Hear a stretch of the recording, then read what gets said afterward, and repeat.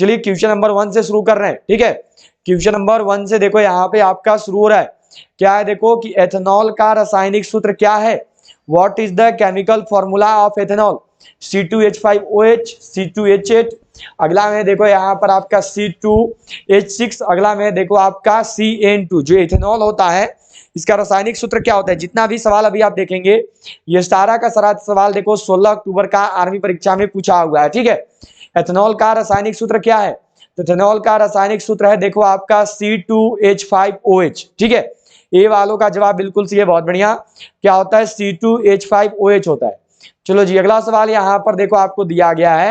Next question देखो आपको क्या मिला है। यहाँ पे सवाल है कि शिशु के विकास में सबसे अधिक आवश्यक होता है। What is most important in the development of the baby. Calcium, दूध, प्रोटीन। ऑप्शन नंबर डी में देखो लिखा हुआ है कार्बोहाइड्रेट। जो शिशु होते हैं, जो बच्चे होते हैं, इनके विकास में जो है देखो किसका होना आवश्यक है। क्या होगा सही जवाब, जल्दी से जो है सब लोग जवाब देना। यहाँ पे इस सवाल का सही जवाब क्या होगा, तो शिशु बच्चों के विकास में जो है देखो आपका दूध का होना बहुत जरूरी है। दूध के कारण जो है देखो बच्चे विकास करते हैं। अगर दूध नहीं दिया रहेगा तो फिर सेकंड नंबर में आपका प्रोटीन भी सही होगा, क्योंकि दूध से ही मुख्य रूप से प्रोटीन मिलता है बच्चों को। वो ज्यादा दूध का ही सेवन करते हैं जो बच्चे होते हैं, जो शिशु होते हैं, जो एकदम जो छोटे बच्चे होते हैं, वो प्रोटीन के लिए और कुछ नहीं खाते हैं, वो दूध का ही सेवन करते हैं, ठीक है।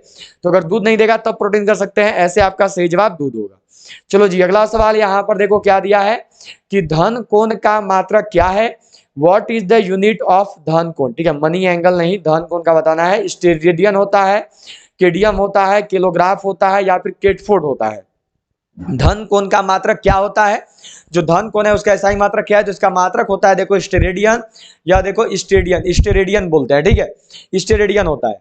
चलो भाई अगला सवाल पे बढ़ेंगे। अगला सवाल देखो क्या दिया है कि सीने बार किसका अयस्क है।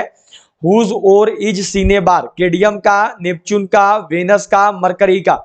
जो सीने बार है ये किसका अयस्क है, जो सीने बार है ये किसका अयस्क होता है। क्या होगा सही जवाब, बिल्कुल सही सब लोग का जवाब आना चाहिए।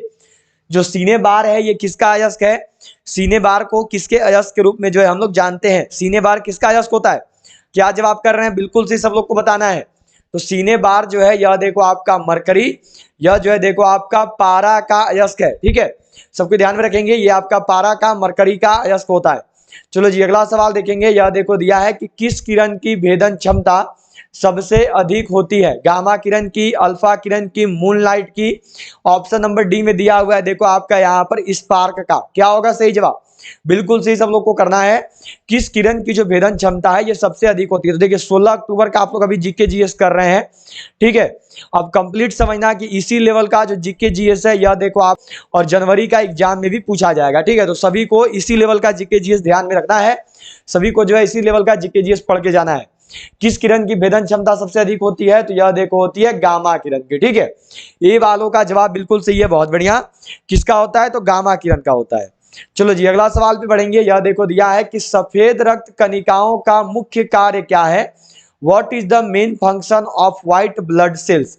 संक्रमण से लड़ना, संक्रमण फैलाना, संक्रमण को मारना, या फिर संक्रमण की रक्षा करना। जो सफेद रक्त कणिकाएं हैं, जो सफेद रक्त कोशिकाएं हैं, इनका काम क्या होता है। जल्दी से सबको यहाँ पर जवाब दोगे और बताओगे किस सवाल का सही जवाब क्या होगा। सफेद रक्त कणिकाओं का मुख्य कार्य क्या है।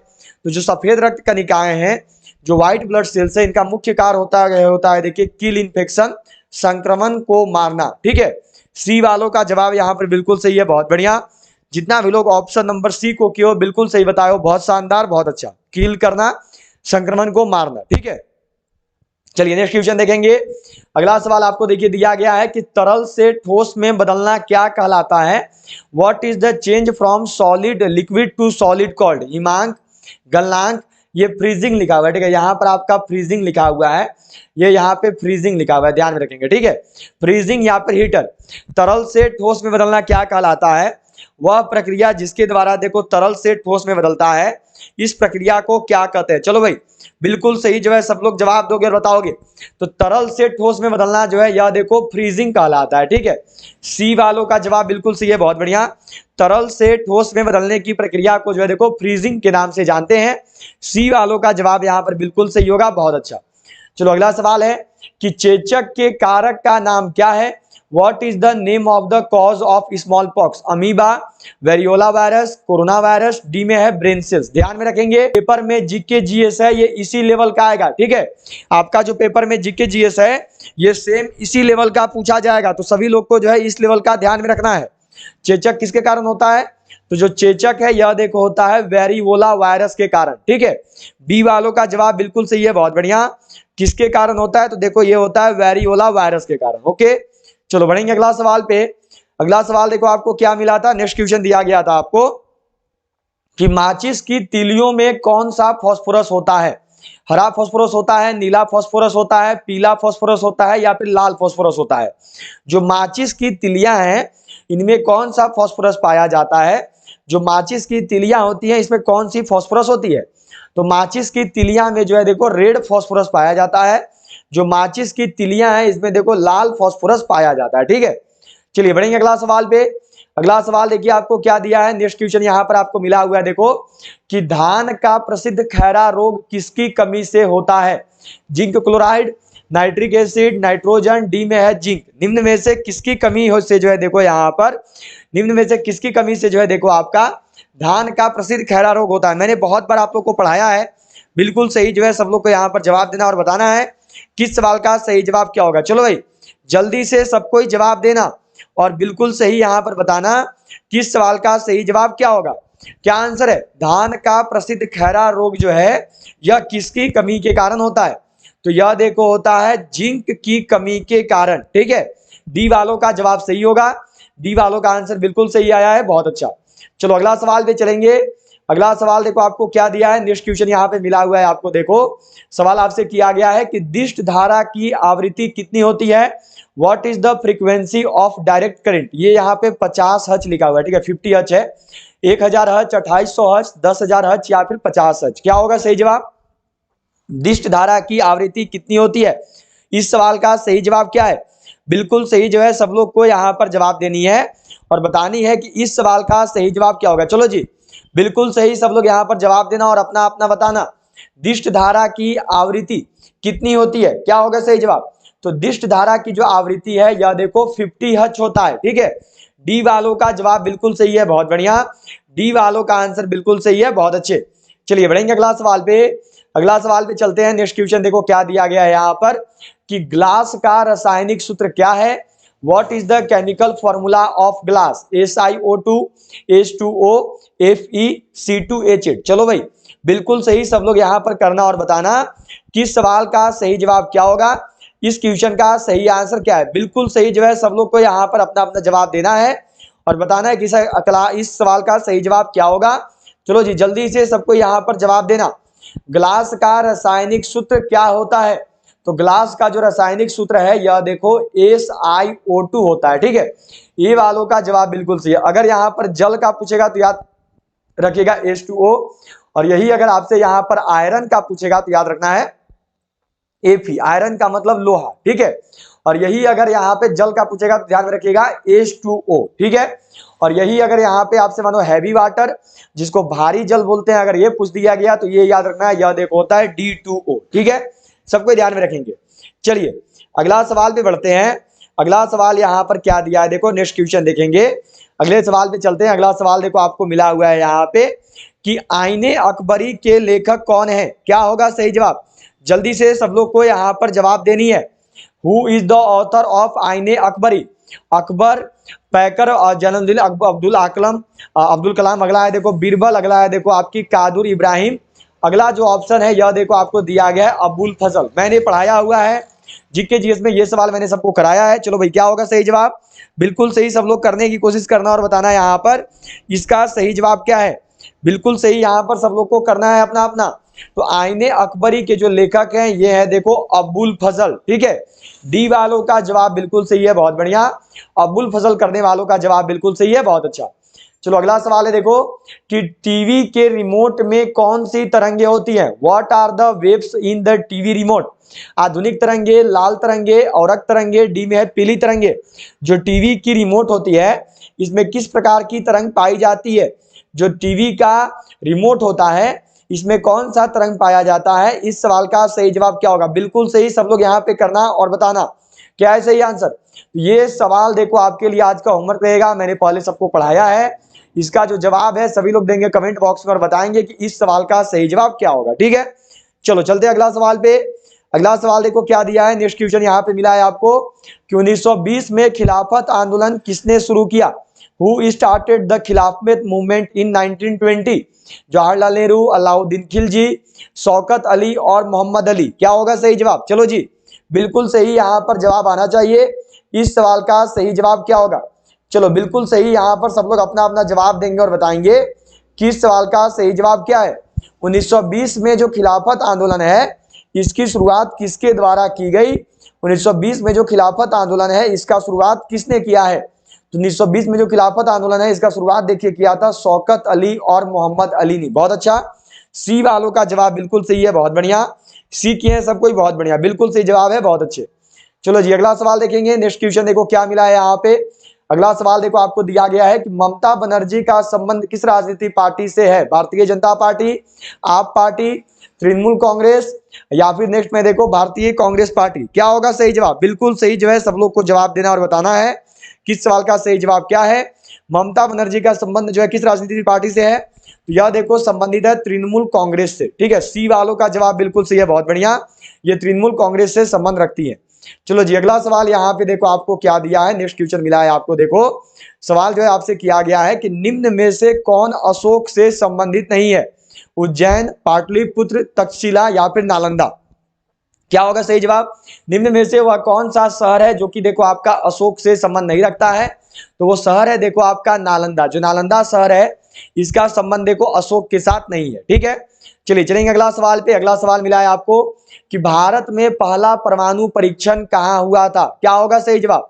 भारत में पहला परमाणु परीक्षण कहाँ पर किया गया? इस सवाल का सही जवाब क्या है? Where did the first nuclear test take place in India?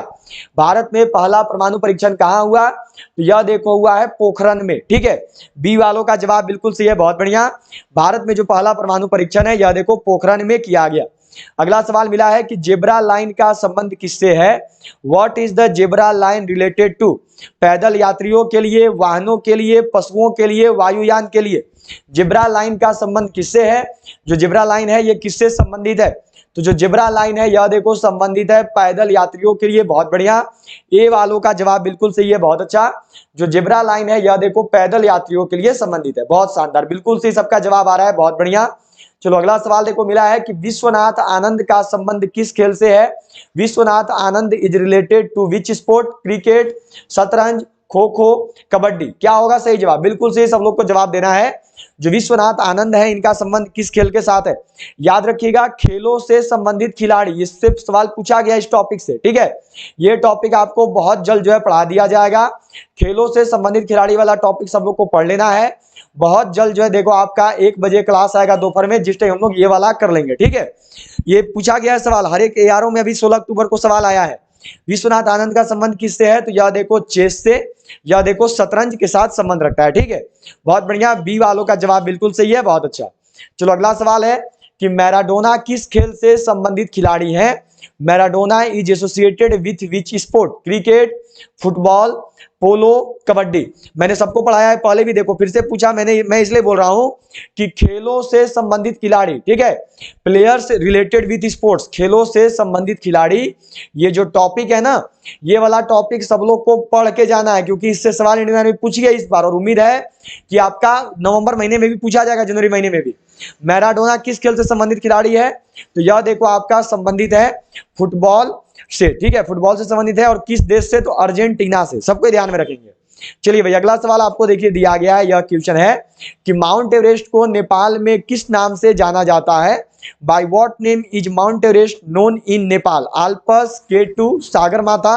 Option number D में देखो लिखा हुआ है माउंट K2। मैंने आपको बहुत बार पढ़ाया, मैंने जब भी पढ़ाया पहले वाला क्लास उठा के देखना, मैंने हमेशा बोला कि ये वाला सवाल पूछा जाता है, आपसे पूछा जा सकता है। माउंट एवरेस्ट को नेपाल में क्या बोलते हैं? तो माउंट एवरेस्ट को जो है देखो नेपाल में सागर माथा के नाम से जानते हैं। बहुत बढ़िया, सी वालों का जवाब बिल्कुल सही है, बहुत अच्छा। चलो अगला सवाल देखो मिला है यहाँ पर, यह क्वेश्चन दिया गया है कि नालंदा विश्वविद्यालय को किसने ध्वस्त किया? Who demolished Nalanda university? Alauddin Khilji, Babur, Bakhtiyar Khilji, D में देखो शेरशाह सूरी। जो नालंदा विश्वविद्यालय है इसको किसके द्वारा ध्वस्त किया गया? जो नालंदा विश्वविद्यालय है इसको किसने गिराया है? इस सवाल का सही जवाब क्या होगा? चलो भाई, बिल्कुल सही जवाब सब लोग का आना चाहिए। तो नालंदा विश्वविद्यालय को किसने ध्वस्त किया है? तो यह देखो ध्वस्त किया है बख्तियार खिलजी ने। ठीक है, सी वालों का जवाब बिल्कुल सही है, बहुत बढ़िया। नालंदा विश्वविद्यालय को जो है देखो ध्वस्त किया गया है बख्तियार खिलजी के द्वारा। चलो अगला सवाल पे बढ़ेंगे। यह देखो दिया है आपको कि ट्यूबलाइट में किस गैस का प्रयोग होता है? Which gas is used in tube light? Oxygen, hydrogen, nitrogen, neon. बहुत बार मैंने आपको पढ़ाया है ये वाला सवाल। क्या होगा सही जवाब? ट्यूबलाइट में किस गैस का प्रयोग करते हैं? जो ट्यूबलाइट है इसमें देखो किस गैस का यूज होता है? तो जो ट्यूबलाइट है इसमें देखिए आपका नियॉन गैस का प्रयोग किया जाता है। ठीक है, डी वालों का जवाब बिल्कुल सही है, बहुत बढ़िया। और ट्यूबलाइट के अलावे ध्यान में रखेंगे, यही अगर यहाँ पे देखो मानो आपसे ट्यूबलाइट के अलावे अगर बल्ब पूछ दिया जाए कि विद्युत बल्ब में किसका प्रयोग करते हैं, तो याद रखिएगा नाइट्रोजन गैस का। ठीक है, नाइट्रोजन के साथ साथ याद रखना है सबको अक्रिय गैस का भी जो है देखो प्रयोग किया जाता है। ठीक है, सब लोग ध्यान में रखेंगे। चिप्स का पैकेट में भी नाइट्रोजन गैस होता है, क्लियर रखना है सबको। अगला सवाल है देखो कि घेंघा रोग किसकी कमी से होता है? What deficiency causes snail disease? Iodine, insulin, लोहा, डी में है इनमें से कोई नहीं। 25 नंबर सवाल है आपका। मैंने आपको कितना बार पढ़ाया ये वाला सवाल? मैंने हमेशा बोला कि ये पूछा जाएगा, ये पूछा जा सकता है, और देखो पेपर में उठा के पूछ भी दिया गया। और सबको ध्यान में रखिएगा, सब कोई जीके जीएस के लिए चिंतित है कि सर जीके जीएस कैसा आएगा? जीके जीएस आने वाला है, कुछ भी अलग नहीं आएगा। और हर एक जीके जीएस आप लोग खुद से ही देख रहे हैं, मेरे द्वारा पढ़ाया हुआ है। ठीक है, चलो भाई, क्या होगा सही जवाब? घेंघा रोग किसकी कमी से होता है? तो यह देखो होता है आयोडीन की कमी से। ठीक है, इंसुलिन का कमी से क्या होता है? तो इंसुलिन का कमी से याद रखना है देखो डायबिटीज होता है, जिसको कि मधुमेह बोलते हैं। लोहा का कमी से क्या होता है?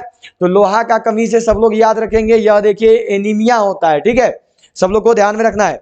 चलो अगला सवाल पे चलते हैं। अगला सवाल देखो क्या दिया है कि मायोपिया में प्रयुक्त होता है। यूज्ड इन मायोपिया, मायोपिया में किसका प्रयोग करते हैं? उत्तल लेंस का, अवतल लेंस का, बेलनाकार लेंस का, डी में है इनमें से कोई नहीं। मायोपिया में किसका प्रयोग किया जाता है? जब मायोपिया होता है तो उसमें किसका प्रयोग करते हैं? इस सवाल का सही जवाब क्या होगा? तो जब मायोपिया होता है देखिए, तो मायोपिया के इलाज में जो है अवतल लेंस का प्रयोग करते हैं। ठीक है, बी वालों का जवाब बिल्कुल सही है, बहुत बढ़िया।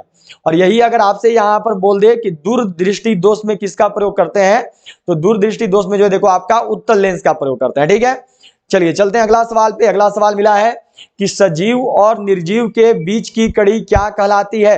What is the link between animate and inanimate? Amoeba कहते हैं, वायरस कहते हैं, बैक्टीरिया कहते हैं, डी में है इनमें से कोई नहीं।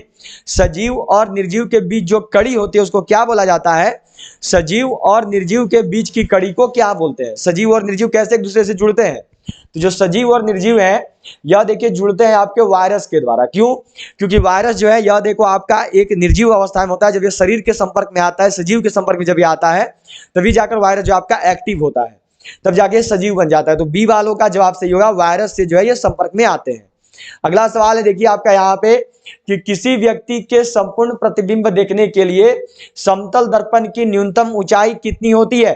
एक ऊंचाई के बराबर, एक व्यक्ति की ऊंचाई का आधा, डी में है एक व्यक्ति की ऊंचाई का 2 गुना। चलो भाई, यही ऑप्शन है, इनमें से बताना। 3 ऑप्शन है आपके, बिल्कुल सही जो है सब लोग का जवाब आना चाहिए। जल्दी सबको अपना अपना जवाब देना और बताना।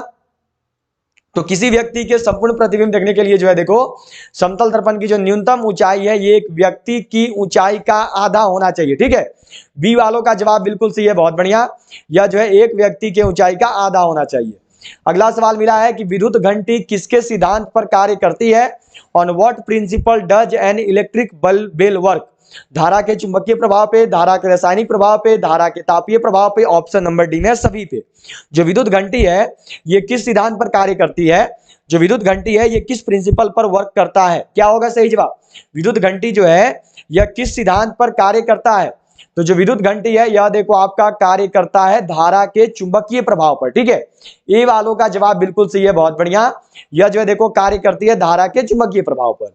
चलो अगला सवाल देखो दिया हुआ है कि वॉशिंग मशीन किस सिद्धांत पर कार्य करती है? On what principle does the genetic machine? Washing लिखा हुआ है, ठीक है, यहाँ पे याद रखिएगा वॉशिंग लिखा हुआ है, वॉशिंग मशीन, ये यहाँ पर वॉशिंग मशीन लिखा हुआ है। ठीक है, चलो जी, क्या होगा सही जवाब? अपकेंद्रण पे, अपोहन पे, विसरण पे, डी में है इनमें से कोई नहीं।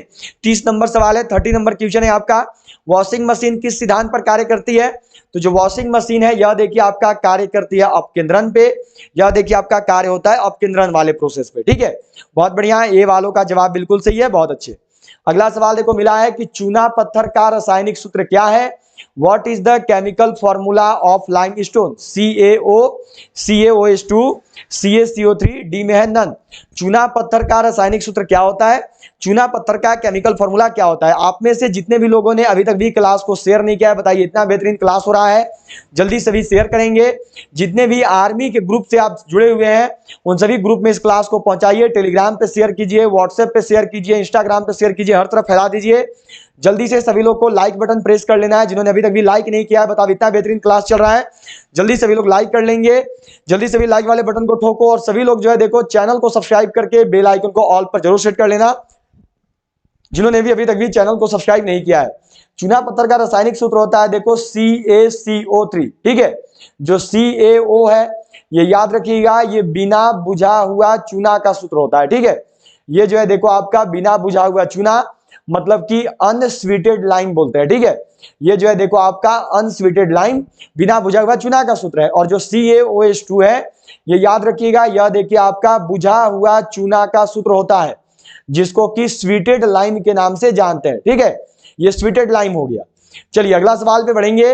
अगला सवाल देखिए आपको मिला है यहाँ पे कि सबसे हल्की धातु कौन सी है? Which is the lightest metal? Hydrogen, lithium, aluminium, हीरा। कितना बार मैंने आपको ये वाला सवाल पढ़ाया, और मैंने हमेशा बोला कि देखो ये वाला पूछा जाएगा, ये पूछा जा सकता है, और देखो पूछ भी दिया गया। सबसे हल्का धातु, सबसे लाइटेस्ट मेटल कौन सा है? तो सबसे हल्का धातु देखो लिथियम होता है। और यही अगर यहाँ पे आपसे सबसे हल्का गैस बोले तो सबसे हल्का गैस याद रखना है हाइड्रोजन होता है। ठीक है, अब उसके साथ साथ याद रखिएगा सबसे चमकदार और सबसे मजबूत अधातु बोले, ठीक है, वह क्या है? तो वह देखो हीरा है। और एल्युमिनियम क्या है? तो एल्युमिनियम में याद रखिएगा चुंबक द्वारा आकर्षित नहीं होने वाला। ठीक है, ध्यान में रखना है सबको, चुंबक द्वारा आकर्षित नहीं होने वाला धातु है। ठीक है, इसके द्वारा पृथ्वी पर सबसे अधिक पाए जाने वाला धातु है। ठीक है, पृथ्वी पर सबसे अधिक आपका एल्युमिनियम ही पाया जाता है। इसका अयस्क क्या है? तो इसका अयस्क याद रखिएगा, यह देखिए बॉक्साइट होता है। ठीक है, सब लोग को ध्यान में रखना है। चलो भाई अगला सवाल देखो दिया गया है कि निम्न में से फोटोग्राफी में प्रयुक्त होता है which of the following is used in photography? Silver bromide, sodium chloride, calcium nitrate, calcium hydroxide. निम्न में से जो है देखो फोटोग्राफी में किसका प्रयोग करते हैं? जो फोटोग्राफी किया जाता है इसमें निम्न में से किसका यूज होता है? तो फोटोग्राफी में जो है देखो आपका सिल्वर ब्रोमाइड का प्रयोग करते हैं। ठीक है, ए वालों का जवाब बिल्कुल सही है, बहुत बढ़िया। फोटोग्राफी में जो है देखो आपका सिल्वर ब्रोमाइड का प्रयोग किया जाता है। अगला सवाल देखो मिला है कि सीसा का संकेत क्या है? What is the indication of lead? Ag, Au, Pb, Fe। सीसा का संकेत क्या होता है? सीसा का सूत्र क्या होता है? इस सवाल का सही जवाब क्या होगा? चलो भाई बिल्कुल सही सब लोग करोगे और बताओगे यहाँ पे किस सवाल का सही जवाब क्या है। सीसा का संकेत क्या होता है? सीसा का सूत्र क्या है? बिल्कुल सही सब लोग का जवाब आना चाहिए यहाँ पे। ठीक है, चलो जल्दी सबको जवाब देना है यहाँ पे किस सवाल का सही जवाब क्या होगा। तो सीसा का जो सूत्र है यह देखो पीबी होता है। ठीक है, जिसको लेड बोलते हैं, पीबी हो गया। एजी किसका सूत्र है? तो एजी याद रखिएगा, ये पूछा हुआ सवाल है पहले, चांदी का सूत्र है। एयू किसका सूत्र है? तो एयू याद रखिएगा, ये आपका सोना का सूत्र है। और एफी किसका सूत्र है? तो यह देखो लोहा का, ये आपका आयन का सूत्र है। ठीक है, सब लोग को ध्यान में रखना है। अगर आपसे पारा का पूछा जाएगा तो पारा में याद रखिएगा, यह देखिए Hg होता है मरकरी का। ठीक है, सबको को ध्यान में रखना है। चलो भाई अगला सवाल पे चलते हैं। अगला सवाल देखो आपको क्या दिया है यहाँ पे कि मधुमक्खियों को पाला जाता है, बीज आर केप्ट। मधुमक्खी पालन क्या कहलाता है? इसको ऐसे भी बोल सकता है एपी कल्चर और मधुमक्खी शिला, सेरीकल्चर, बैरोमीटर, रजत कृषि। क्या होगा सही जवाब? मधुमक्खियों को पालना क्या कहलाता है? वह प्रक्रिया जिसके द्वारा मधुमक्खियों को पाला जाता है उस प्रक्रिया को क्या कहते हैं? तो वह प्रक्रिया देखिए आपका एपी कल्चर, मधुमक्खी शिला के नाम से जाना जाता है। ठीक है, ध्यान रखना है सबको। चलो अगला सवाल पे बढ़ेंगे। अगला सवाल देखो दिया है कि वायुसेना का प्रमुख कौन होता है? Who is the head of air force? चलिए भाई क्या होगा सही जवाब? वायुसेना के प्रमुख कौन होते हैं? Who is the head of airforce? Air marshal, general, A और बी दोनों, डी में है इनमें से कोई नहीं। वायुसेना के प्रमुख कौन होते हैं? वायुसेना के चीफ कौन होते हैं? तो वायुसेना के जो प्रमुख हैं यह देखो एयर मार्शल के रूप में जाने जाते हैं। ए वालों का जवाब यहाँ पर बिल्कुल सही है, बहुत बढ़िया। ए वालों का आंसर सही है, बहुत अच्छा। चलो अगला सवाल देखो दिया हुआ है कि विश्व में सबसे ज्यादा कोयला उत्पादन करने वाला देश कौन सा है? Which is the largest producer of coal in the world? चीन, अमेरिका, भारत, रूस। विश्व में सबसे ज्यादा कोयला का उत्पादन किस देश के द्वारा किया जाता है? विश्व में जो है देखो सबसे अधिक कोयला कौन सा देश उत्पादित करता है? तो सबसे अधिक कोयला जो है यह देखिए चीन के द्वारा उत्पादित होता है। ये वालों का जवाब बिल्कुल सही है, बहुत बढ़िया। सबसे अधिक कोयला का उत्पादन चीन करता है। चलो नेक्स्ट क्वेश्चन देखेंगे। अगला सवाल यहाँ पे आपको देखिए दिया गया है कि भारत का प्रथम माइक्रो जंगल किस राज्य में है? Which state has the first micro forest in India? Chhattisgarh, Himachal Pradesh, Orissa या फिर पंजाब। भारत का प्रथम माइक्रो जंगल किस राज्य में है? भारत का जो प्रथम माइक्रो जंगल है ये कहां पर स्थापित किया गया?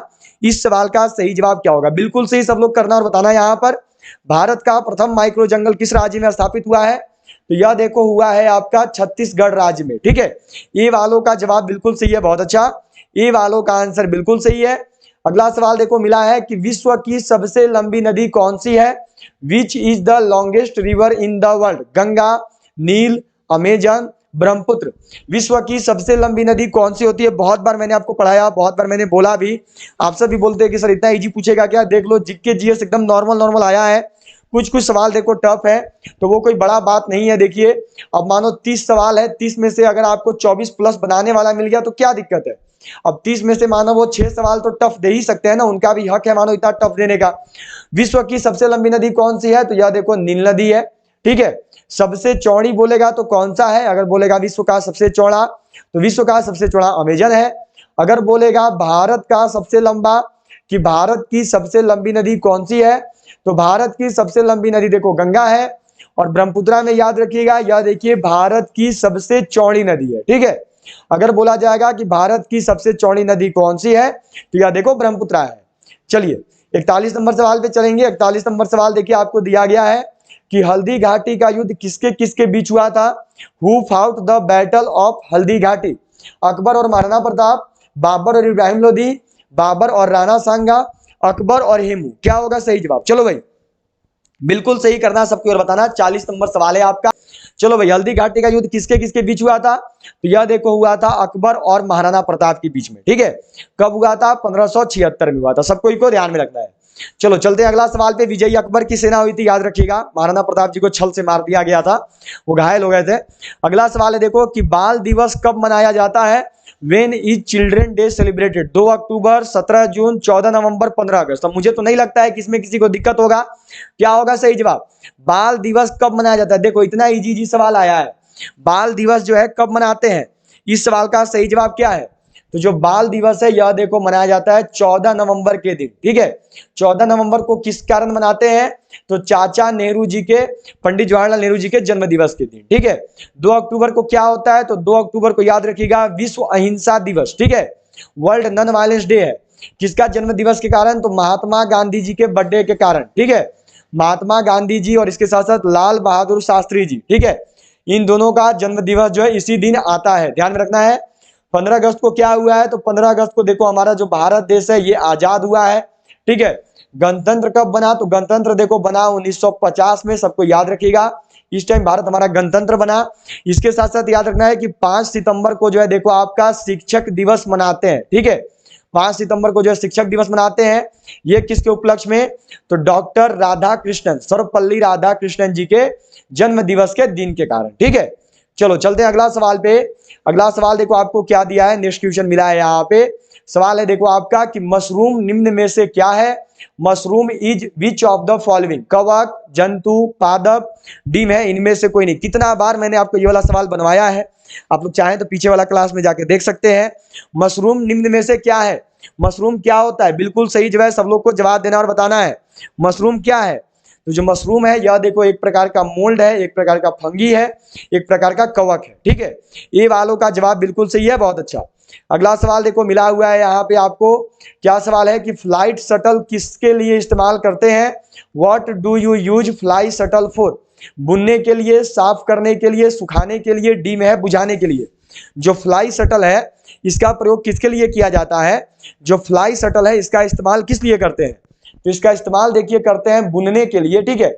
ए वालों का जवाब बिल्कुल सही है, बहुत बढ़िया। इसका इस्तेमाल देखो करते हैं बुनने के लिए, कपड़े बुनने के लिए, कपड़े बनाने के लिए, ठीक है। अगला सवाल देखो मिला है कि ज्वालामुखी में कौन सी गैस सबसे अधिक निकलती है? Which gas is most emitted from a volcano? जल वाष्प, carbon dioxide, sulphur dioxide, hydrogen chloride. ज्वालामुखी में से कौन सी गैस निकलती है? ये सवाल मैंने आपको पढ़ाया है। जितना भी जीके जीएस आप लोग देख रहे हैं इसमें से ज्यादातर जीके जीएस देखो ये वाला आपका 90 रुपए वाला किताब में से पूछा गया है, जिसमें आपका 3200 प्लस जीके जीएस का क्वेश्चन है। हिंदी इंग्लिश दोनों में है। ये स्पेशल ऑफर में मिल रहा है आपको 90 रुपए में। ये आपका टॉपिक वाइज है, history, geography, polity, economics, physics, chemistry, biology, computer, static GK, हर एक चीज इसमें दिया हुआ है। तो सभी लोग इस बुक को जरूर खरीद लेंगे, ठीक है। तो ज्वालामुखी में से कौन सा गैस निकलता है? तो ये देखो जल वाष्प निकलता है, ठीक है। ये वालों का जवाब बिल्कुल सही है, बहुत बढ़िया। अगला सवाल पे चलेंगे। यह देखिए दिया हुआ है कि मीनाक्षी मंदिर कहाँ स्थित है? Where is Meenakshi temple situated? Tamil Nadu, Orissa, Uttarakhand, Rajasthan. जो मीनाक्षी मंदिर है यह कहाँ पे स्थित है? जो मीनाक्षी मंदिर है यह कहाँ पे है? इस सवाल का सही जवाब क्या होगा? चलो भाई जल्दी से सबको करना और बताना। सबको मैंने बहुत बार पढ़ाया है। क्या होगा सही जवाब? मीनाक्षी मंदिर कहाँ पर स्थित है? मैंने आपको कुछ दिन पहले ही मंदिर वाला टॉपिक करवाया था, उसमें मैंने सबको पढ़ाया था। इसके साथ साथ जो हमारा 90 रुपया वाला ई बुक है जीके जीएस का, उसमें भी ये चीज मैंने आप सबको पढ़ाया। चलो जी, उसमें दिया हुआ है क्या होगा सही जवाब? तो मीनाक्षी मंदिर जो है यह देखो आपका तमिलनाडु में स्थित है, ठीक है। मीनाक्षी मंदिर कहां पर है? तो यह आपकी तमिलनाडु में है। अगला सवाल देखिए दिया हुआ है कि समतल दर्पण में बना प्रतिबिंब होता है। Is the reflection formed in a plane mirror? उल्टा, असली, तिरछा, डी में है इनमें से कोई नहीं। क्या होगा सही जवाब? समतल दर्पण में जो बना प्रतिबिंब होता है ये कैसा होता है? समतल दर्पण में जो प्रतिबिंब बनता है ये किस प्रकार का होता है? इस सवाल का सही जवाब क्या होगा? बिल्कुल सी सब लोग को जवाब देना है। तो समतल दर्पण में बना जो प्रतिबिंब है यह देखो असली होता है, ठीक है। यह आपका असली दिखता है। और अवतल दर्पण में याद रखिएगा उल्टा बनता है, ठीक है। अवतल दर्पण में उल्टा बनता है, सब लोग को ध्यान में रखना है। चलो जी अगला सवाल देखेंगे। अगला सवाल आपको देखिए क्या दिया है। यह सवाल यहाँ पे मिला हुआ है आपको। सवाल देखो आपसे यहाँ पे किया गया है कि गवर्नर बनने के लिए न्यूनतम आयु होती है। Is there a minimum age to become a governor? 25 वर्ष, 38 वर्ष, 35 वर्ष, 30 वर्ष। गवर्नर बनने के लिए न्यूनतम आयु कितना होता है? मैंने आपको बहुत बार पढ़ाया ये वाला चीज, आप सभी बहुत बार पढ़े। चलो भाई क्या होगा सही जवाब? गवर्नर बनने के लिए जो है देखो आपकी न्यूनतम आयु कितनी होती है? इस सवाल का सही जवाब क्या होगा? बिल्कुल सही जो है सब लोग को यहाँ पर करना है और बताना है गवर्नर बनने के लिए न्यूनतम आयु क्या होती है। तो गवर्नर बनने की जो न्यूनतम आयु है यह देखो 35 वर्ष होती है, ठीक है। इसके साथ साथ ये और भी लोगों का है। राष्ट्रपति बनने का भी न्यूनतम आयु 35 वर्ष है, प्रेसिडेंट बनने का। उपराष्ट्रपति बनने का भी न्यूनतम आयु 35 वर्ष है। इसके साथ साथ याद रखना है सबको कि इसके साथ साथ याद रखिएगा सबको कि उपराज्यपाल बनने का भी जो न्यूनतम आयु है यह देखो 35 वर्ष ही है। 25 वर्ष किसका आयु है? तो 25 वर्ष याद रखना है, यह देखिए प्रधानमंत्री। इसके साथ साथ 25 वर्ष जो है देखो आपका मुख्यमंत्री बनने का न्यूनतम आयु है, ठीक है। और 25 वर्ष ही जो है देखो आपका याद रखना है सबको लोकसभा का भी न्यूनतम आयु होता है, ठीक है। जो 30 वर्ष है ये याद रखिएगा ये आपका राज्यसभा का न्यूनतम आयु होता है, ठीक है। राज्यसभा सदस्य बनने का न्यूनतम आयु है। प्रधानमंत्री मुख्यमंत्री का कार्यकाल कितना वर्ष का? 5 वर्ष का। लोकसभा का कार्यकाल भी कितना वर्ष का? 5 वर्ष का। राष्ट्रपति, उपराष्ट्रपति, उपराज्यपाल इन लोग का भी कार्यकाल जो है 5 वर्ष। राज्यसभा का कार्यकाल जो है यह देखो 6 वर्ष, ठीक है। सबको याद रखेंगे। जो लोकसभा है इसको देखो निचली सदन बोलते हैं, इसको लोअर हाउस बोलते हैं। जो लोकसभा है इसको प्रत्यक्ष रूप से निर्वाचित सदन बोलते हैं, ठीक है। लोकसभा को जो है देखो प्रत्यक्ष रूप से निर्वाचित सदन बोला जाता है लोकसभा को। इसके साथ साथ सब लोग को याद रखना है कि जो लोकसभा है ये जो है देखिए आपका अविश्वास प्रस्ताव पूछता है कि किस सभा में लाते हैं। तो जो अविश्वास, ठीक है, जो अविश्वास प्रस्ताव है यह देखो आपका लोकसभा में ही लाया जाता है। अविश्वास प्रस्ताव पास कराने के लिए कितना सदस्यों द्वारा समर्पित होना चाहिए? तो ये जो है देखो 50 सदस्यों द्वारा समर्पित होना चाहिए, ठीक है। जो राज्यसभा है इसको याद रखिएगा, इसको देखिए निचली सदन के, इसको ऊपरी सदन बोलते हैं, ठीक है। जो राज्यसभा है इसको देखो ऊपरी सदन बोलते हैं। इसको जो है अप्रत्यक्ष रूप से निर्वाचित सदन बोलते हैं, ठीक है। इसको जो है अप्रत्यक्ष रूप से निर्वाचित सदन बोलते हैं। जो लोकसभा है इसमें सबसे अधिक सदस्य देखो यूपी के हैं। जो राज्यसभा है इसमें भी सबसे अधिक सदस्य देखो यूपी के हैं, ठीक है। लोकसभा में किस आधार पर सीटें मिलती हैं, तो लोकसभा में जो है देखो आपका जनसंख्या के आधार पर सीटें दी जाती है, ठीक है। इतना चीज सबको याद रखिएगा, इतना चीज सबको क्लियर रखिएगा। अगला सवाल है कि विश्व का पहला देश जहां पर औद्योगिक क्रांति की शुरुआत हुई, the first country in the world where the industrial revolution began, France में, अमेरिका में, ब्रिटेन में, जर्मनी में। विश्व का पहला देश जहां पर औद्योगिक क्रांति शुरू हुई वह देश कौन सा है, बताइए। इतना बेहतर क्लास चल रहा है, ये भी सवाल मैंने आपको पढ़ाया है। अगर आपने अभी तक भी लाइक नहीं किया तो जल्दी से कोई लाइक कर दे क्लास को, सेशन को जल्दी से जो है सारे लोग शेयर कर देंगे और अपना हर एक दोस्त तक पहुंचा देंगे। जिन्होंने भी अभी तक भी चैनल को सब्सक्राइब नहीं किया है वो सभी सब्सक्राइब करके बेल आइकन को ऑल पर जरूर सेट रखेंगे। तो विश्व का पहला देश जहां पर औद्योगिक क्रांति शुरू हुआ यह देश है देखो आपका ब्रिटेन। जो सही जवाब है यह देखो होगा ऑप्शन सी, ठीक है। चलो जी अगला सवाल यहां पर देखो दिया हुआ है, क्या क्वेश्चन है आपका। सवाल पूछा गया है कि दुनिया की पहली महिला प्रधानमंत्री का नाम बताइए। Name the first women prime minister of the world, Sarojini Naidu, Indira Gandhi, Benazir Bhutto, Sirimavo Bandaranaike. दुनिया की पहली महिला प्रधानमंत्री कौन से देश की बनी, दुनिया की पहली महिला प्रधानमंत्री का नाम क्या है। तो दुनिया की जो पहली महिला प्रधानमंत्री बनी ये है देखो श्री माओ भंडारनायके, ठीक है। ये किस देश की प्रधानमंत्री बनी, तो यह देखो बनी श्रीलंका की। इसके बाद याद रखना है जो इंदिरा गांधी है ये सेकंड महिला प्रधानमंत्री थी विश्व में, ठीक है। ये जो है सेकंड महिला प्रधानमंत्री बनी पूरा विश्व का। इंदिरा गांधी जो है याद रखिएगा ये प्रथम महिला है जिनको भारत रत्न दिया गया, ठीक है। ये प्रथम महिला है जिनको कि भारत रत्न से नवाजा गया। और जो इंदिरा गांधी इसी में याद रखना है कि ये प्रथम भारतीय महिला प्रधानमंत्री बनी, ठीक है। यह जो है देखो प्रथम भारतीय महिला प्रधानमंत्री बनी है। जो सरोजिनी नायडू है इनको याद रखना है, सरोजिनी नायडू को देखो भारत कोकिला बोलते हैं, सरोजिनी नायडू को भारत कोकिला बोला जाता है। यह जो है देखो प्रथम राज्यपाल बनी, जो सरोजिनी नायडू है ये प्रथम राज्यपाल बनी कहाँ की, यूपी की, ठीक है। इसके साथ साथ ये प्रथम भारतीय महिला कांग्रेस अध्यक्ष बनी, ठीक है। सबको याद रखिएगा यह जो है देखो प्रथम भारतीय महिला कांग्रेस अध्यक्ष के रूप में जानी गई, ठीक है। प्रथम भारतीय महिला कांग्रेस अध्यक्ष जो बेनजीर भुट्टो है ये पाकिस्तान की पहली महिला प्रधानमंत्री बनी, ठीक है। पाकिस्तान की पहली महिला प्रधानमंत्री कौन बनी, तो पाकिस्तान की पहली महिला प्रधानमंत्री देखो बनी है बेनजीर भुट्टो, ठीक है। सबको ध्यान में रखेंगे। चलिए अगला सवाल पे चलते हैं। 51 नंबर सवाल है देखो आपका कि प्राचीन भारत में मगध राज्य की राजधानी थी। Is the capital of kingdom of Magadh in ancient India.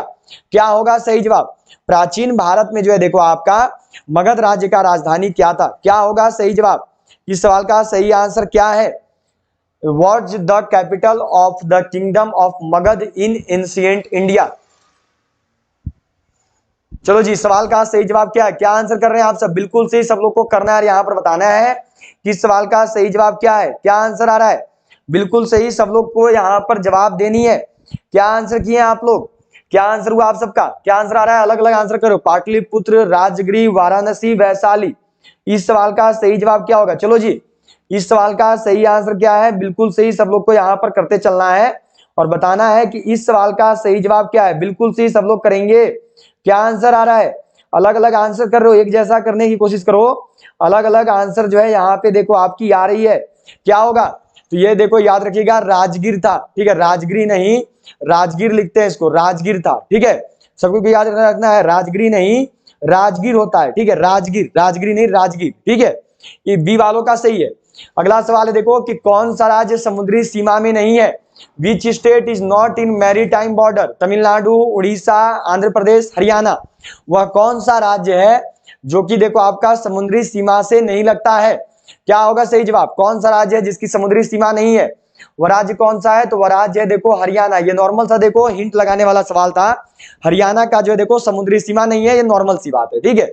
चलिए अगला सवाल देखिए आपको दिया गया है कि कौन सा शहर वास्तुकार एडविन लुइटन द्वारा तैयार किया गया था। Which city was designed by architect Edwin Lutyens. New Delhi, Madras, Kolkata, Mumbai. वह कौन सा शहर है जिसको देखो वास्तुकार एडविन लुटियन के द्वारा बनाया गया। इस सवाल का सही जवाब क्या होगा, तो एडविन लुटियन के द्वारा बनाया गया जो शहर है ये है देखिए आपका नई दिल्ली। जो सही जवाब है ये होगा देखो ऑप्शन ए नई दिल्ली, ठीक है। चलिए अगला सवाल देखेंगे। अगला सवाल आपको देखो मिला है कि लज्जा पुस्तक के लेखक कौन है। Who is the author of book लज्जा, ठीक है। चलिए जी, बताना है सबको कि जो लज्जा पुस्तक आई इसके लेखक कौन हुए? लज्जा पुस्तक के लेखक कौन है? क्या होगा सही जवाब?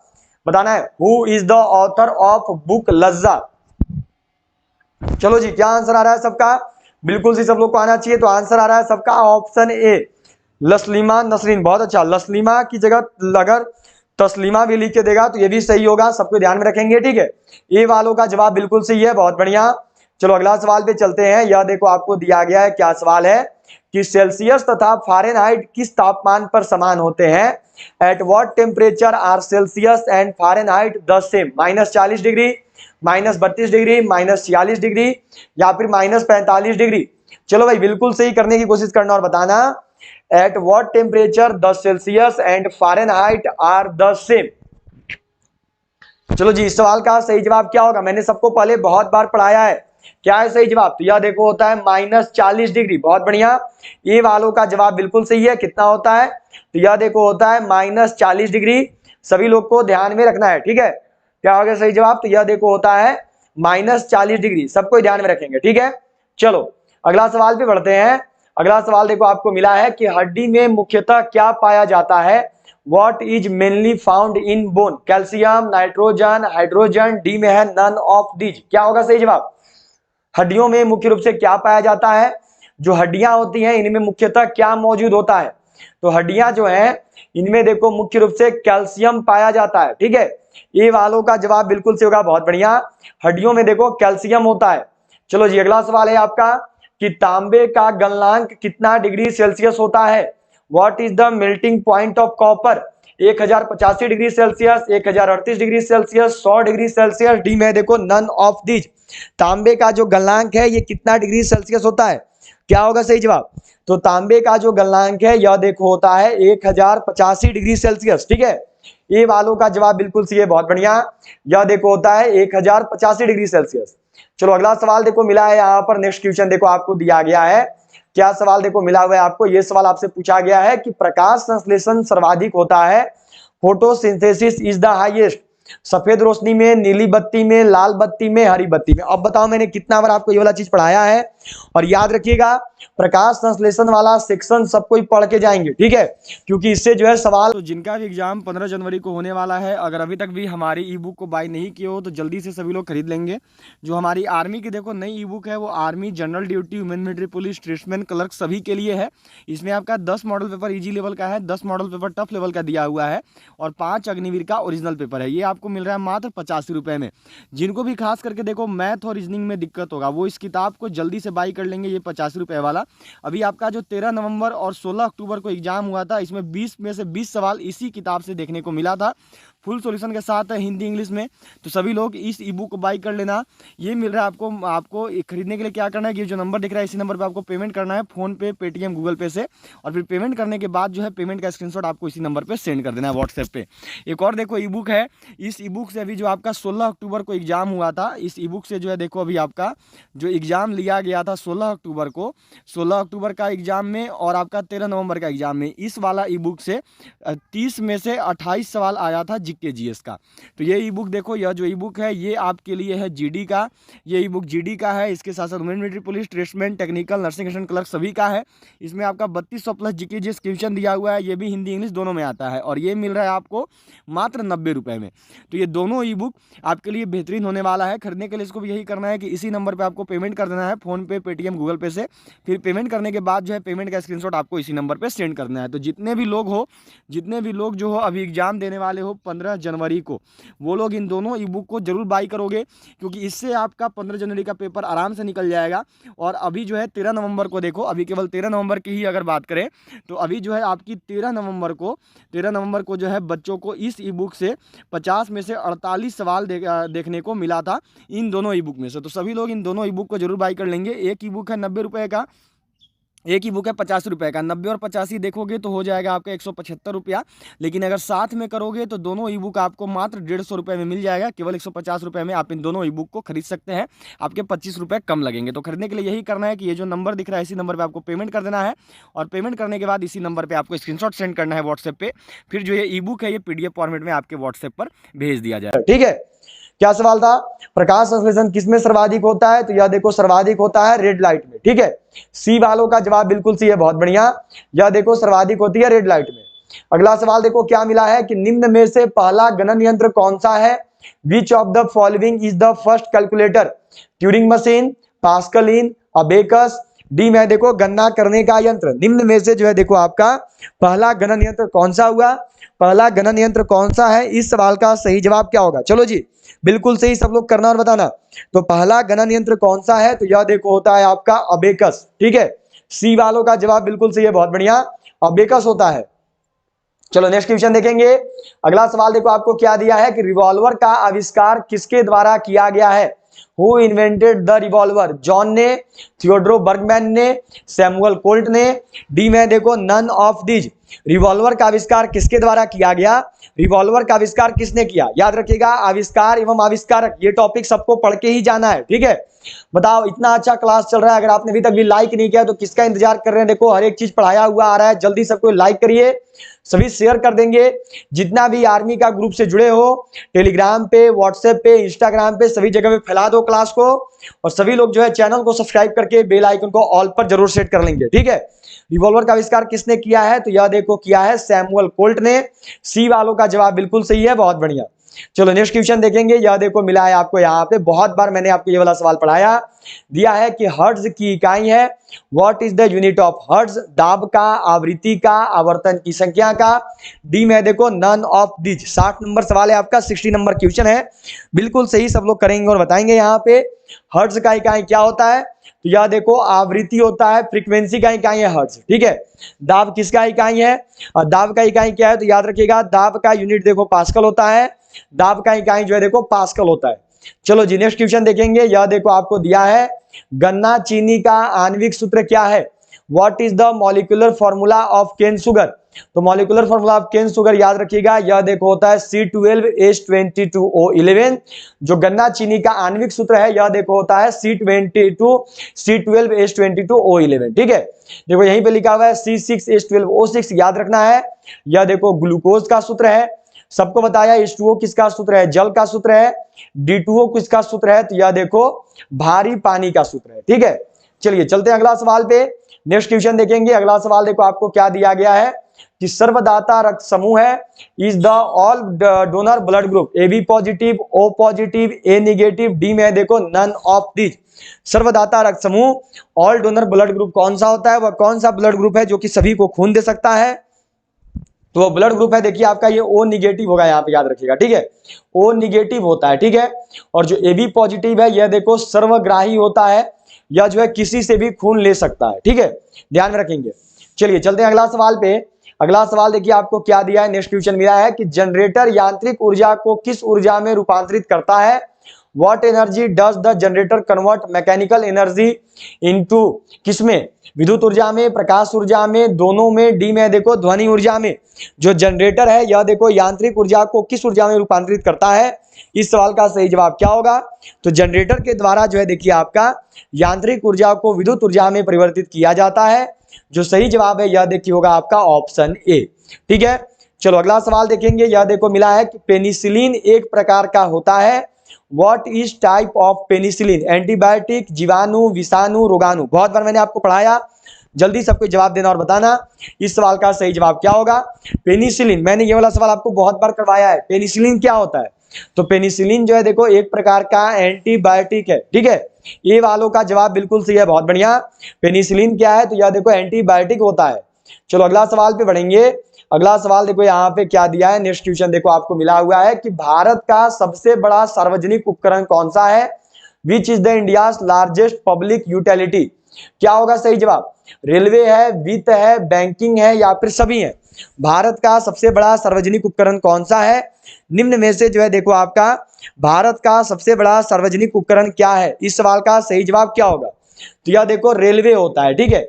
ए वालों का जवाब बिल्कुल सही है, बहुत बढ़िया। भारत का जो सार्वजनिक आपका उपकरण है ये क्या है? तो यह देखो रेलवेज है, ठीक है, सबको ध्यान में रखेंगे। चलिए बढ़ते हैं अगला सवाल पे। अगला सवाल देखिए आपको क्या दिया गया है कि इसरो का मुख्यालय कहाँ स्थित है? Where is the headquarter of ISRO located? Mumbai में है, बेंगलुरु में है, त्रिवेंद्रम में है, या फिर दिल्ली में है? इसरो का मुख्यालय कहाँ पर है? जो इसरो है, इसरो का हेडक्वार्टर कहां पर है? तो जो इसरो का हेडक्वार्टर है यह देखो बेंगलुरु में है, यह देखो आपका बेंगलोर में होता है, बेंगलोर में है, ठीक है। चलिए नेक्स्ट क्वेश्चन देखेंगे। अगला सवाल देखो आपको क्या दिया है यहाँ पर कि कथकली कहाँ का लोक नृत्य है? Kathakali is a folk dance of which place? Andhra Pradesh का है, केरल का है, राजस्थान का है, असम का है? चलो भाई क्या होगा सही जवाब? कथकली कहाँ का लोक नृत्य है? जो कथकली है ये कहाँ से संबंधित है? जो कथकली है ये कहाँ का लोक नृत्य है? तो जो कथकली है यह देखिए आपका लोक नृत्य है केरला का, यह देखो लोक नृत्य केरल का। मैंने आपको बहुत बार पढ़ाया ये सब टॉपिक, बहुत बार मैंने आपको करवाया है कि जो लोक नृत्य वाला टॉपिक मैंने आपको बहुत बार बनवाया है, ध्यान में रखेंगे। क्या होता है? केरल होता है, ठीक है। चलो जी अगला सवाल देखो आपको यहाँ पे दिया गया है, यह क्वेश्चन है कि सूर्य से तारों के मध्य दूरी मापने की इकाई को कहा जाता है? प्रकाश वर्ष, फेमत, नॉटिकल माइल, डी में देखो नैनोमीटर। सूर्य से तारों के बीच दूरी मापने की इकाई क्या कहलाती है? वह इकाई जिसमें सूर्य से तारों के बीच की दूरी मापते हैं उसको क्या कहते हैं? तो यह जो इकाई है यह इकाई देखो प्रकाश वर्ष कहलाता है, ठीक है। ये वालों का जवाब बिल्कुल सही है, बहुत बढ़िया। इस इकाई को जो है देखो प्रकाश वर्ष बोलते हैं, सबको ध्यान में रखेंगे। चलिए अगला सवाल पे चलते हैं। अगला सवाल देखिए आपको क्या दिया है यहाँ पर, यह सवाल देखो मिला हुआ है आपको। यह क्वेश्चन है देखो आपका कि विजय घाट कहाँ स्थित है? 70 नंबर सवाल है। Where is Vijay Ghat located? Delhi में है, राजस्थान में है, हैदराबाद में है, फ्रांस में है। अगर आपने अभी तक भी क्लास को लाइक नहीं किया तो सबको जल्दी से लाइक कर देंगे। सभी लोग जल्दी से क्लास को सेशन को शेयर कर दीजिए, अपना हर एक दोस्त तक पहुंचा दीजिए। और जिन्होंने भी अभी तक भी चैनल को सब्सक्राइब नहीं किया है वो सभी सब्सक्राइब करके बेल आइकन को ऑल पर जरूर सेट रखेंगे। विजय घाट कहाँ स्थित है? तो यह देखो आपका दिल्ली में स्थित है, ठीक है। ये वालों का जवाब बिल्कुल सही है। मैंने आपको कुछ दिन पहले समाधि स्थल वाला टॉपिक बनवाया था, उससे मैंने ये वाला सबको करवाया है। चलो अगला सवाल है देखो आपका कि भारत में मैंग्रोव वन कहाँ पाए जाते हैं? Where are mangrove forest found in India? Sundarban, Nainital, Bangalore, D में देखो बंगाल की खाड़ी। भारत में जो मैंग्रोव वन है यह कहाँ पाए जाते हैं? भारत में जो मैंग्रोव वन है यह कहाँ पर स्थित है? क्या होगा सही जवाब? तो भारत में जो मैंग्रोव वन है यह देखो आपका सुंदरवन में स्थित है, ठीक है। ए वालों का जवाब बिल्कुल सही है, बहुत बढ़िया। कहां पर है? तो सुंदरवन में है। चलो जी अगला सवाल देखेंगे। यह देखो आपको क्या दिया गया है यहाँ पे, ये सवाल है कि भारत में सर्वप्रथम व्यापार किसने शुरू किया था? Who was the first to start trade in India? British, पुर्तगाली, डच, डी में देखो इनमें से कोई नहीं। भारत में जो सर्वप्रथम व्यापार है ये किसके द्वारा शुरू किया गया? भारत में जो प्रथम व्यापार है इसको किसने शुरू किया है? इसकी शुरुआत देखो की गई है पुर्तगालियों के द्वारा। इसकी शुरुआत देखिए की थी पोर्तुगीज ने, ठीक है। बी वालों का जवाब बिल्कुल सही होगा, बहुत बढ़िया। बी वालों का आंसर बिल्कुल सही है, बहुत अच्छा। चलो अगला सवाल देखो क्या दिया गया है कि निम्न में से कौन सा देश ओपेक का सदस्य नहीं है? Which of the following countries not a member of OPEC? Venezuela, Algeria, Nigeria, D में देखो केन्या। निम्न में से वह कौन सा देश है जो कि देखो आपका ओपेक का सदस्य नहीं है? निम्न में से वह कौन सा देश है जो कि देखो आपका ओपेक से संबंधित नहीं है? इस सवाल का सही जवाब क्या होगा? तो वह देश जो कि ओपेक से संबंध नहीं रखता है वह देश है देखिए आपका केन्या, ठीक है। डी वालों का जवाब सही है, बहुत अच्छा। चलो भाई अगला सवाल देखेंगे। नेक्स्ट क्वेश्चन देखो यहाँ पे आपको क्या दिया है। अगला सवाल देखो मिला हुआ है आपको कि 1 फीट में कितने इंच होते हैं? 1 फीट में कितना इंच होता है? इस सवाल का सही जवाब क्या होगा? जल्दी सबको ही करना और बताना। 1 फीट में कितना इंच पाया जाता है? तो जो 1 फीट है इसमें देखो आपका 12 इंच होता है, ठीक है। बी वालों का जवाब बिल्कुल सही है, बहुत अच्छा। चलो चलेंगे अगला सवाल पे। 75 नंबर सवाल है देखो आपका। 75 नंबर क्वेश्चन है, सूचना का अधिकार कब लागू हुआ? When did the right to information came into effect? 2002 में, 2005 में, 2008 में। अगला देखो यहाँ पे दिया हुआ है डी में इनमें से कोई नहीं। क्या सवाल मिला है देखो। चलो इसमें पहले आप लोग करना, ठीक है। इसमें तो अब पहले आप लोग को करना पड़ेगा तभी जो है मैं बता रहा हूं क्या होगा सही जवाब। चलो जी बिल्कुल सही, यहाँ पे सबको कीजिएगा। क्या होगा सही आंसर? सूचना का अधिकार कब लागू किया गया? इस सवाल का सही जवाब क्या है? बिल्कुल सी सब लोग करना और बताना है। सूचना का अधिकार कब लागू हुआ? चलो जी इस सवाल का सही जवाब क्या होगा? सूचना का अधिकार कब लागू हुआ? तो बहुत बढ़िया, सबका जवाब आ गया है। कब हुआ है? 2005 में हुआ है। बहुत शानदार, बहुत अच्छा, बिल्कुल सही जवाब है सबका। चलो चलेंगे अगला सवाल पे। अगला सवाल देखो दिया हुआ है यहाँ पे। यह सवाल है कि जालियांवाला बाग हत्याकांड कहाँ हुआ था? अमृतसर में, पोखरण में, ताइवान में, डी में है इनमें से कोई नहीं। जो जालियांवाला बाग हत्याकांड है ये कहाँ पर हुआ? जो जालियांवाला बाग हत्याकांड है ये कहाँ पे घटित हुआ है? इस सवाल का सही जवाब क्या होगा? तो जो जालियांवाला बाग हत्याकांड है यह देखो आपका अमृतसर में हुआ है। ये देखो आपका अमृतसर में जो है घटित हुआ। ठीक है, चलो नेक्स्ट क्वेश्चन देखेंगे। यह देखो मिला है कि भारत की वित्तीय राजधानी क्या है? What is the financial capital of India? Mumbai, Kolkata, Delhi, Hyderabad. अभी तक भी आपने चैनल को सब्सक्राइब नहीं किया है तो किसका इंतजार कर रहे हैं? सिलेक्शन फाइनल अग्निवीर में जल्दी से जो है चैनल को सब्सक्राइब करके बेल आइकन को ऑल पे सेट करो और तीनों का तीनों क्लास जो है अटेंड करो। और सभी लोग देखो टेलीग्राम ग्रुप से जुड़ जाना। टेलीग्राम ग्रुप से जुड़ने का लिंक नीचे डिस्क्रिप्शन बॉक्स में है, वहां पे सबको जुड़ जाइएगा। वहां पर जो है देखो आपको इस क्लास का पीडीएफ दे दिया जाएगा। ठीक है, भारत की वित्तीय राजधानी क्या है? तो यह देखो मुंबई है। बहुत बढ़िया, ये वालों का जवाब बिल्कुल सही है, बहुत अच्छा। चलो अगला सवाल देखो क्या दिया है कि कुवैत की राजधानी कहां है? Where is the capital of Kuwait? Kuwait city, Kabul, Delhi, Dhaka. अब ये वाला सवाल देख रहे हैं तो आपको पता चल रहा है कि देश और राजधानी से जुड़ा हुआ सवाल मतलब कि पूछा जाएगा।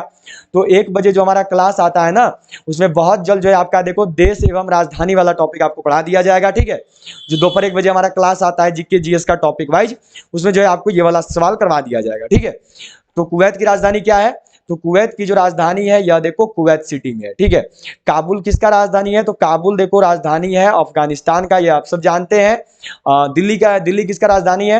तो दिल्ली जो है यह देखो राजधानी है भारत का। ये चीज जो है आपको देखो सभी को पता है। ढाका किसका राजधानी है? तो ढाका जो है देखो आपका राजधानी है बांग्लादेश का। ठीक है, चलिए बढ़ते हैं अगला सवाल पे। अगला सवाल देखो आपको क्या दिया गया है, नेक्स्ट क्वेश्चन मिला है यहाँ पे कि निम्न में से भारत का सबसे बड़ा केंद्र शासित प्रदेश कौन सा है? इस सवाल का सही जवाब क्या होगा?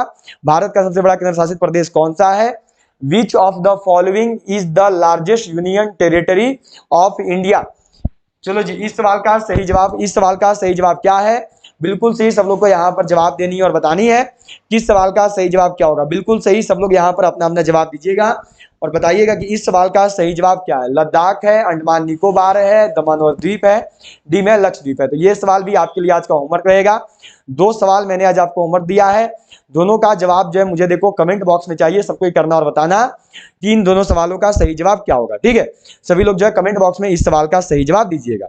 चलिए अगला सवाल पे बढ़ते हैं। 80 नंबर सवाल है देखो आपका कि पित्त कहाँ जमा होता है? Where is a bile stored? यकृत में, गुर्दा में, पित्ताशय में। अगला देखो दिया हुआ है पलीहा में। जो पित्त है यह कहाँ पे जमा होता है? जो बाइल है ये कहाँ पर स्टोर होता है? इस सवाल का सही जवाब क्या होगा?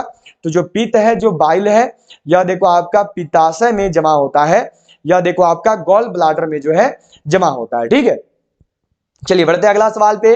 अगला सवाल देखो दिया हुआ है कि ठोसों से गैस में रूपांतरण की प्रक्रिया क्या कहलाती है?